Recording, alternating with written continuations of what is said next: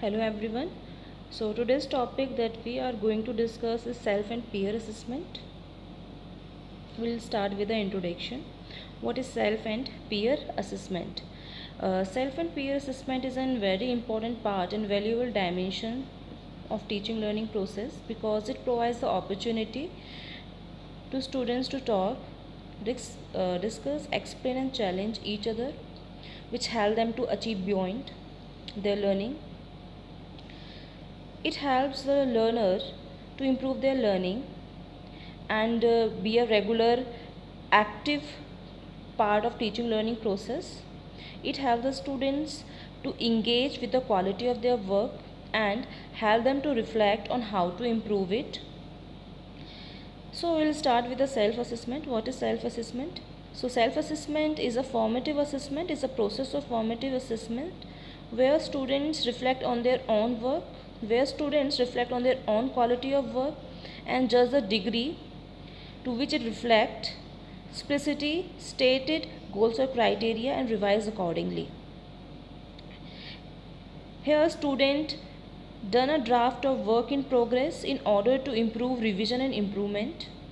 Here students can become better language learners when they engage in deliberate thought about what they are learning and how they are learning it. In this kind of reflection, students key back from the learning process to think about their language learning strategies and their progress as language learners. So self-assessment encourages students to become independent learners and increase their motivation. So after that will come what are the aims of self-assessment. If we are emphasizing on self-assessment and we are teaching and we are making student to self-analyze themselves, then what is the aim for self-assessment? Because it increases student responsibility and autonomy. It helps the student to become a responsible learner and be responsible for their own work. It helps them to critically analyze their work, develop their critical reflection. It helps them to lift the role and status of the student from passive learner to active learner. It helped them to become an active part of the teaching learning process, an active learner. It encouraged a deeper approach to learning. It helped them to advance a deeper understanding of the subject matter, skills and processes, what they are learning in a teaching learning process. It helped to develop a better understanding of their own subjectivity and judgment. So here the student, whatever self-assessing they are doing, there should be no subjectivity in that. And if they are doing judgment regarding their work, then they are the responsible for their own work. So in this the more emphasis is given to the objectivity. Here the student very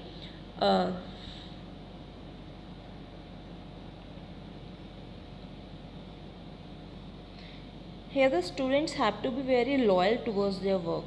If they want to learn a language and if they want to be an effective teacher in a future, then they have to be very loyal towards their work.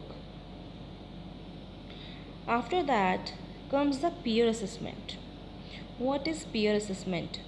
Basically, it is a group activity that allows students to evaluate the work of their peers. Peers are basically the friends, the students who are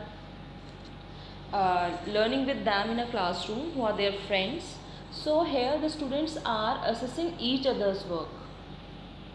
Peer assessment take the attention from the teacher and put at the students at the center of the classroom as they become actively involved in their learning. Here the students are the center of the classroom. Every activity, every teaching learning process would be decided according to the students' level, their psychological level, according to their interest, according to their needs. So they are the center of the classroom and they are the active participants in the classroom. Here the students are reviving the work of fellow students through criteria based evaluation, always constructive feedback. When students are evaluating each other's work, it will be a constructive, because here the students are the center of the teaching learning process. Here are the students are assessing themselves, each other's work, their friends' work. So it will be constructive. Many ideas will come out from this peer assessment work. The next comes the aims of peer assessment. If we are doing a peer assessment and students are doing a peer assessment, then what is the aim of doing this? Why students are doing this peer assessment work?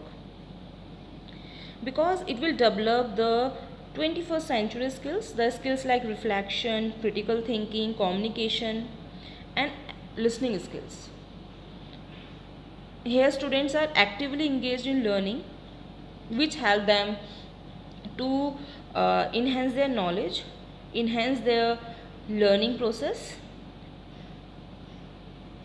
Here students will be the active participation in the classroom. Also they will learn how to provide an feedback,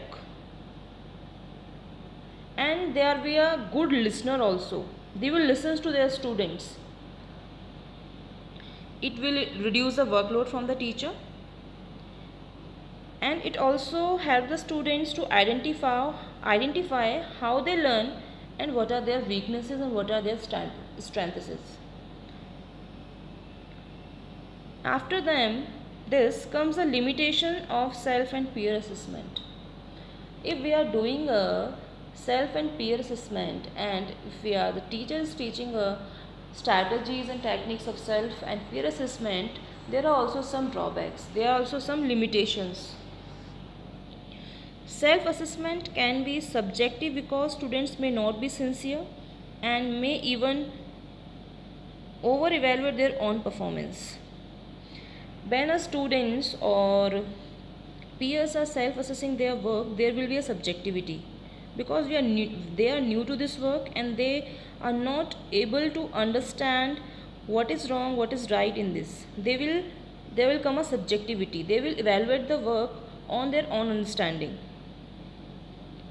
It is a time consuming for students, and students are not familiar with the assessment criteria. Until the teacher will not teach them what is and on what basis the self and peer assessment would be done, then it will be no use. Students self assessment or peer assessment is zero. They will not be able to do it perfectly.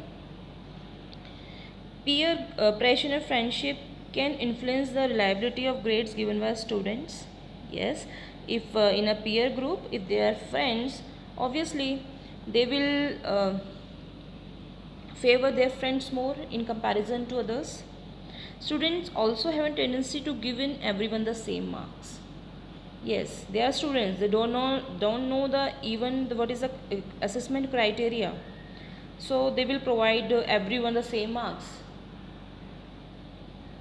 Students are not experienced in assessing each other. Yes, this is also a limitation, because they are not experienced, because they did not have done this work before. So it will be very difficult for them to assess each other.